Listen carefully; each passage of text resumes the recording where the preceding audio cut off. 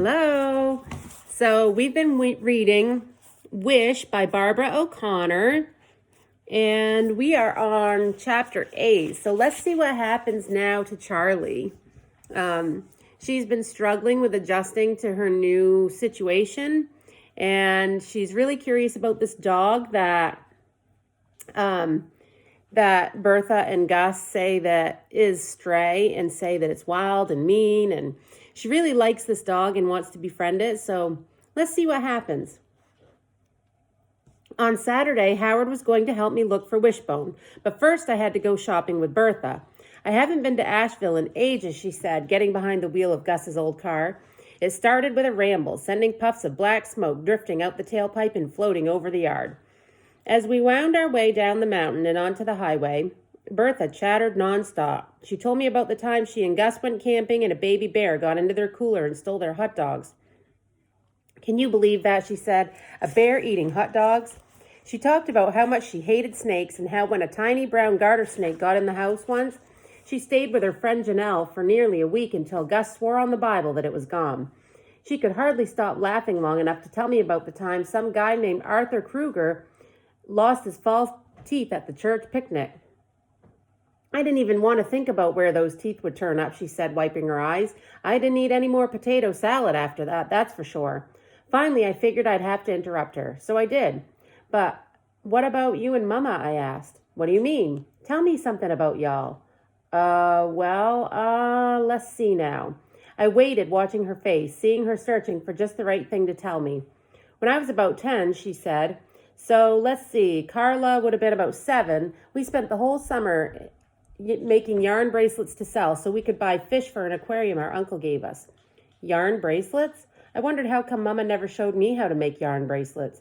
Then, Bertha went on, this mean boy who lived across the street from us threw every one of those bracelets up into a hickory nut tree in our front yard, way up in the branches so we couldn't get them down. She shook her head. Isn't that so mean? And what did y'all do? Well, that's why I'm telling this story, because it's just so like Carla, she said. She stomped over to that boy and bit him on the hand so hard he hollered like she cut his hand off. Then he ran home crying while she hollered at him. Bertha chuckled. That girl had some kind of temper, she said. A temper? Maybe I didn't get my temper from Scrappy after all. Maybe I got my temper from Mama. I hesitated, but then I decided to just go for it. How come y'all stopped seeing each other, I asked, hoping maybe this time she'd give me a better answer than she had before. Bertha stared out at the road ahead. Well, when we got to be teenagers, we were so busy with this and that and the other thing. And then she dropped out of high school, and the next thing I knew, I was hightailing it to Raleigh. But how come y'all never see each other now? Bertha pressed her lips together and shot me a look out of the corner of her eye. It's kind of complicated, Charlie, she said. There it was again, another not very good answer. So we drove on in silence until we got to Asheville. At the mall, I couldn't help but think about Jackie. She and I used to spend all day at the mall, wandering from store to store, trying on crop tops and skirts that we were never allowed to have, picking out earrings we would buy if our ears were pierced, spritzing fancy perfume on each other from the samples at the cosmetics counter. Let's go to Sears and look for Sunday school dresses, Bertha said. So we shopped all morning, and by the time we headed back to Colby, I had 2 new dresses and a lavender cardigan sweater. Bertha thought one of those dresses might be too short for church, but she bought it anyway. When we got home, Howard was sitting in a lawn chair by the garden watching Gus do some repairs to the fence. Hey there, Bertha called. Howard walked up his up-down walk over to the car as I was getting my shopping bags out of the back seat. Hey, he said to Bertha. Then he turned to me and said, I drew a map. What for? To help us look for Wishbone. He took a piece of folded-up notebook paper out of his pocket to show me. I figured we could mark the places we look and it will help us keep track. I shrugged. Okay. Bertha reached for the shopping bags. I'll take those inside, she said. Then me and Howard headed off toward the road, peering into tangled shrubs and squinting into dark woods along the way. Howard thought that we should check the path where we had seen him yesterday. I bet he hangs out there a lot, he said. Maybe. I pushed some tall weeds aside and jumped over the shallow ditch that ran along the edge of the road. But Gus said he's liable to be anywhere, I added. We looked and looked, climbing over fallen trees and pushing through prickly vines. But after a while, we were hot and tired and hadn't seen a single sign of Wishbone. So Howard whipped out his map and a stubby pencil and marked the places we had looked, and we decided to call it a day. The next day, I marched into Sunday school in my new dress and plopped right down next to Audrey. I said, "Hey," but she acted like I was invisible. I guess she forgot I was part of her church family. First, we had to play that Bible detective game again, and Howard added to his collection of Bible bucks. I couldn't get over all the stuff he knew about the Bible. What was Moses' brother's name? How many times a day did ravens bring food to Elijah? Audrey waved her hand almost as much as Howard did, jangling her bracelets and going, "I know, I know."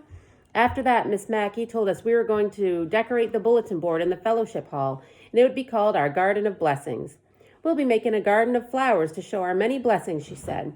Then she explained that we would make construction paper flowers and write one of our many blessings on each one. I confess I wasn't too clear exactly what that meant, but I followed everybody else and got colored paper and glue and scissors. I worked real slow, hoping I would see what somebody else was doing. Sure enough, Audrey finished her first flower, a big yellow daisy. Then she used a blue crayon to write on one of the petals, "My family." My stomach squeezed up and my face felt hot. I put my hands in my lap so nobody could see them shaking. That yellow daisy laid there on the table in front of me, reminding me that I did not belong here, letting me know that even though I was here in church in my new dress, I did not have a blessing. "May I be excused?" I said to Miss Mackey, but I didn't even wait for her to answer. I hurried out of that room and went outside to the parking lot. But before I had time to start feeling sorry for myself, something good happened. I saw a red bird, a big, bright cardinal on the telephone line across the street. I closed my eyes, spit 3 times, and made my wish. So Charlie went to church with Bertha and Gus, and she's feeling like she doesn't belong there. I think she does belong there. I think that she's going to end up growing very well with this family, and I think that her situation will end well. What do you guys think?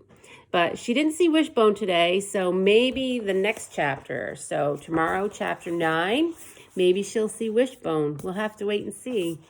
So I hope you're all doing well, and I miss you all, and I can't believe that it snowed again last night. April 1st, April Fool's joke? Seems that way, doesn't it? Okay, hope you all have a good afternoon. Bye.